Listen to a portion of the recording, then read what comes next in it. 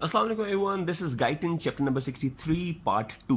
और इस पार्ट में हमने पढ़नी है electrical activity of gastro intestinal smooth muscles. कि गैस्ट्रो इंटेस्टाइनल स्मूथ मसल्स के अंदर एक्चुअली किस किस्म की इलेक्ट्रिकल एक्टिविटी चल रही है, किस किस्म के एक्शन पोटेंशियल चल रहे हैं, किस किस्म के चैनल्स खुल रहे हैं जो डिपोलराइजेशन और रीपोलराइजेशन कराएंगे, क्या थ्रेशोल्ड का लेवल है। ठीक है, तो दो तरह की इलेक्ट्रिकल एक्टिविटी चल रही होती है जीआई स्मूथ मसल्स के अंदर।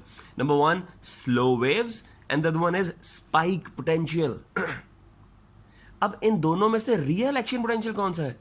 इन दोनों में से रियल एक्शन पोटेंशियल है स्पाइक पोटेंशियल, जबकि slow waves real action potential नहीं है। तो स्लो वेव्स क्या है? Slow waves basically resting membrane potential की के अंदर चेंजेस हैं। ठीक है, रियल एक्शन पोटेंशियल क्या होता है? रियल एक्शन पोटेंशियल वो होता है कि जब पॉजिटिविटी इनसाइड इतनी बढ़ जाए कि पोटेंशियल चेंज थ्रेशोल्ड को टच कर जाए। ठीक है, और जब थ्रेशोल्ड को टच कर जाता है तो क्या होता है? एकदम से ही ढेर सारे ऑटोमेटिकली पॉजिटिव चैनल्स खुलते हैं और पॉजिटिव आयंस अंदर मूव करते हैं और ज़बरदस्त सी डिपोलराइजेशन होती है, और ज़बरदस्त डिपोलराइजेशन हुई, फिर ज़बरदस्ती रिपोलराइजेशन हुई और एक एक्शन पोटेंशियल बन गया। यानी कि जब थ्रेशोल्ड को टच करता है पोटेंशियल तो ऑटोमेटिकली ढेर सारे पॉजिटिव आयंस खुल जाते हैं और फिर एक ऑटोमेटिक तरीके से डिपोलराइजेशन और फिर रिपोलराइजेशन। तो ये होता है ट्रू एक्शन पोटेंशियल। तो ये स्लो वेव्स के अंदर changes in resting membrane potential तो आती हैं, मगर कोई प्रॉपर एक्शन पोटेंशियल जनरेट नहीं होता। अच्छा, अब यहां से देख लेते हैं, ग्राफ से देख लेते हैं, फिर आपको ज़्यादा समझ आ जाएगी। तो ये जो ग्रीन के अंदर ये जो ग्राफ बना हुआ है ना, ये these all are slow waves, और जो रेड में बना हुआ है दिस इज स्पाइक पोटेंशियल। अब देखेंगे ये डिपोलराइजेशन हुई, ये रिपोलराइजेशन हुई, प्रॉपर किस्म की, ये रेड कलर की, तो ये स्पाइक पोटेंशियल है, ट्रू एक्शन पोटेंशियल है। तो ये स्लो वेव्स क्यों आ रही हैं? और कभी कभी ये slow waves action potential generate करा देती हैं ट्रू, कभी कभी नहीं कराती हैं, और यहाँ नहीं करा रही ट्रू। ठीक है, अब होता ये है कि जो जीआई ट्रैक स्मूथ मसल्स हैं उनके अंदर स्पेशलाइज्ड सेल्स होते हैं जिन्हें कहते हैं इंटरस्टिशियल सेल्स ऑफ कजाल।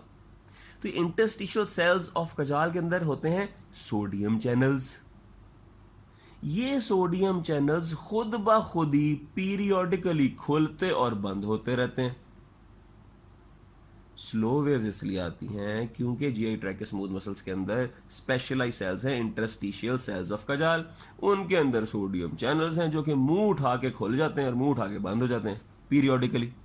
तो जाहिर बात है जब ये सोडियम चैनल्स खुलेंगे तो पॉजिटिव आयन अंदर मूव करेगा। जब पॉजिटिव आयन अंदर मूव करेगा तो थोड़ी सी डिपोलराइजेशन हो जाएगी। ये देखो, ये रेस्टिंग मेम्ब्रेन पोटेंशियल है -55 जीआई ट्रैक के स्मूथ मसल्स का, और ये -40 है थ्रेशोल्ड।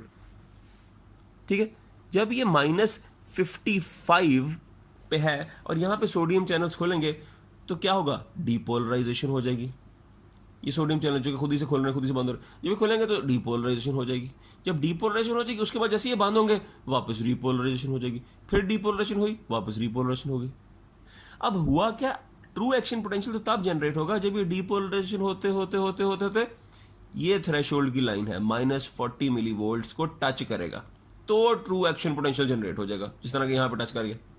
तो नॉर्मली तो ये बस ऐसे ही अंदर मूव किया, डिपोजिशन रिपोजिशन, तो इन्हें हम कहते हैं स्लो वेव्स। ठीक हो गया। अब इन स्लो वेव्स का अगर आप यहाँ से देखें तो ये तकरीबन इनका कितना वोल्टेज होता है? ये around 5 millivolts to 15 millivolts तक का ये पोटेंशियल डिफरेंस ले आते हैं। ठीक है, अब इसमें इसमें और इनमें फ़र्क क्या हो रहा है, यहाँ पे गौर करना है आपने। कि ये देखें, ये रेस्टिंग मेम्ब्रेन पोटेंशियल है, ये सॉरी रेस्टिंग स्टेट है जीआई ट्रैक स्मूथ मसल्स की। सोडियम चैनल खोला, सोडियम चैनल बंद हो गया, सोडियम चैनल खोला, डिपोलराइजेशन हुई, सोडियम चैनल बंद हुआ, रिपोलराइजेशन हो गई।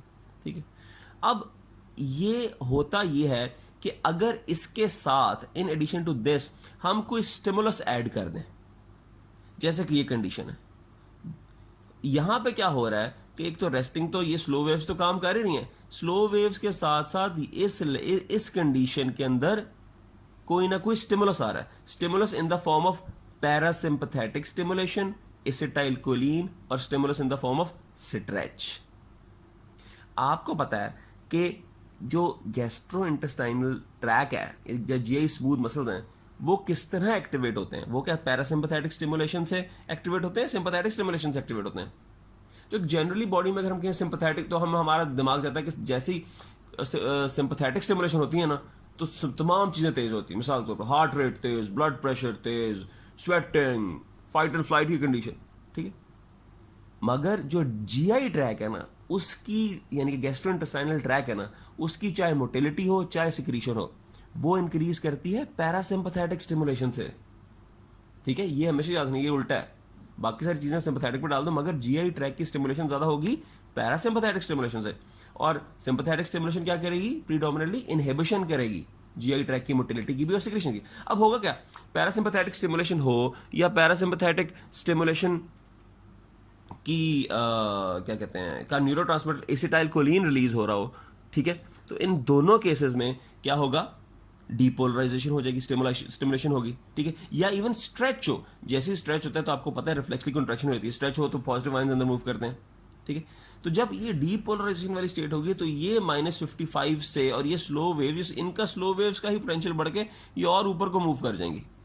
And there is high likely chance कि ये जो पोटेंशियल है ये जाके थ्रेशोल्ड को हिट कर जाए।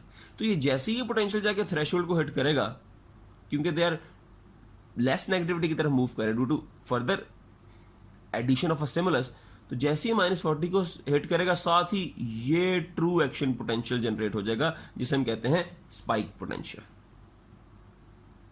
ठीक हो गया। और जैसे ही थ्रेशोल्ड को हिट करेगा तो अब क्या होगा? फर्दर पॉजिटिव चैनल्स खोलेंगे।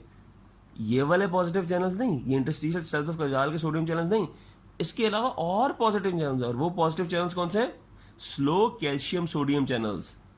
ऐसे चैनल्स हैं जो कि पॉजिटिव आयन अंदर मूव करेंगे। कौन से पॉजिटिव आयन अंदर मूव करेंगे?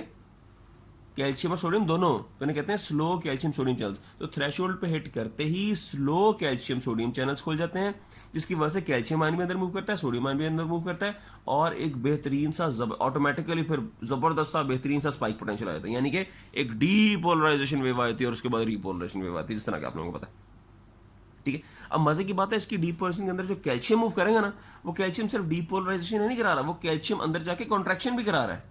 आपको पता है ना, स्मूथ मसल्स में कैल्शियम के मॉडल मैकेनिज्म से कॉन्ट्रैक्शन होती है, ठीक है। आगे जाके हम इसे फर्दर डिटेल में भी पढ़ लेंगे।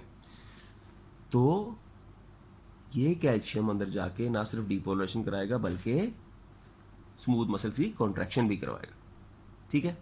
अब ये जो एक और एडिशनल पॉइंट्स में याद लो कि ये जो एक्शन पोटेंशियल होता है ना, true action potential, spike potential, अगर हम इस स्मूथ मसल के एक्शन पोटेंशियल को कंपेयर करें बाकी नर्व के स्केलेटल मसल के एक्शन पोटेंशियल से, या मोस्टली लार्ज नर्व फाइबर से कंपेयर किया जाता है, तो ये 10 to 40 times long action potential होता है, ठीक है। तो जो एक्शन पोटेंशियल है, स्पाइक पोटेंशियल है इन स्मूथ मसल्स, वो 10 to 40 times long action potential होता है as compare to large nerve fibres, ठीक है। अच्छा, अब ये जो स्मूथ, ये जो हमने स्लो वेव्स पढ़ी थी, ये स्लो वेव्स की फ्रीक्वेंसी कितनी होती है? ये तो हर वक्त ही सोडियम चैनल अपना काम करता रहता है, कभी खुल गया कभी बंद हो गया। तो ये जो स्लो वेव्स हैं, इनकी फ्रीक्वेंसी कितनी होती है? भाई 1 मिनट में कितनी आ जाती हैं? तो ये फ्रीक्वेंसी फ़र्क है, स्टोमिक के लिए फ़र्क है, ड्यूनम के लिए फ़र्क है, आइलियम के लिए फ़र्क है, ठीक है। तो स्टोमिक में 3 स्लो वेव्स पर मिनट प्रोड्यूस होती हैं। सॉरी, स्टोमिक में 3 स्लो वेव्स पर मिनट प्रोड्यूस होती हैं, जबकि ड्यूडेनम में 12 स्लो वेव्स पर मिनट प्रोड्यूस होती हैं, और इलियम में 8 to 9 स्लो वेव्स पर मिनट प्रोड्यूस होती हैं।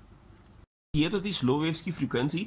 अब अगर जिस तरह के स्टिमुलेशन हो रही थी या डीपोलराइजेशन हो रही थी, अगर पैरासिम्पथेटिक की बजाय सिंपथेटिक स्टिमुलेशन हो जाए या नॉरएपिनेफ्रिन आ जाए, रिलीज हो जाए, तो फिर क्या होगा? तो फिर हाइपर पोलराइजेशन हो जाएगी।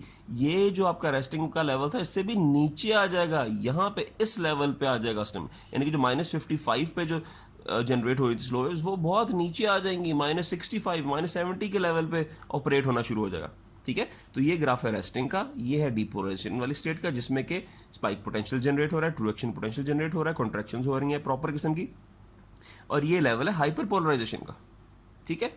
अच्छा, अब ये तो होगी स्लो वेव्स और स्पाइक पोटेंशियल। अब एक और चीज़ क्विक सी, वो एक ये टोनिक कॉन्ट्रैक्शंस क्या होती हैं? टोनिक कॉन्ट्रैक्शन आपको पता है कि कॉन्टिन्यूअस स्टेट ऑफ कॉन्ट्रैक्शन को हम टोनिक कॉन्ट्रैक्शन कहते हैं, ठीक है। तो भाई ये टोनिक कॉन्ट्रैक्शन क्यों होती हैं? अभी कॉन्टिन्यूअस स्टेट ऑफ कॉन्ट्रैक्शन किस तरह मेंटेन हो सकती है? तो भाई इसकी तो दो तीन ही वजह हैं, या तो बार बार ये स्पाइक पोटेंशियल आई जाए इससे पहले कि एक कॉन्ट्रैक्शन खत्म हो, अगला स्टिमुलेशन फिर आ गया, अगला स्पाइक पोटेंशियल फिर आ गया, या तो बार बार स्पाइक पोटेंशियल आई जाएगा तो कॉन्टिन्यूस स्टेट ऑफ कॉन्ट्रैक्शन रहेगी, या फिर ये कुछ जो हार्मोन सिक्रीट हो रहे हैं वो कॉन्टीन्यूसली वो हार्मोन सिक्रीट होकर पार्शियल स्टेट ऑफ डीपोलराइजेशन को मेंटेन करके रखता है, तो फिर उस स्टेट में टोनिक कॉन्ट्रैक्शन रहेंगी, या फिर आप कह लेंगे किसी भी वजह से कॉन्टिन्यूस कैल्शियम एंट्री हो ही जा रही है स्मूथ मसल के अंदर तो टॉनिक स्टेट ऑफ कॉन्ट्रैक्शन रहेगी। तो टॉनिक स्टेट ऑफ कॉन्ट्रैक्शन यानी कि कॉन्टिन्यूस कॉन्ट्रैक्शन स्मूथ मसल में तब होगी या तो बार बार ये स्पाइक पोटेंशियल आई जाए, या तो बार बार डीपोलराइजेशन हो ही जाए हार्मोन्स की वजह से, या तो बार बार या तो कॉन्टिन्यूस कैल्शियम की एंट्री हो जाए। बातें तीनों एक ही हैं ठीक है, तो किसी भी वजह से तीनों चीज़ें अगर हो ही जाएंगी तो टोनिक कॉन्ट्रैक्टाइल स्टेट रहेगी। ठीक है।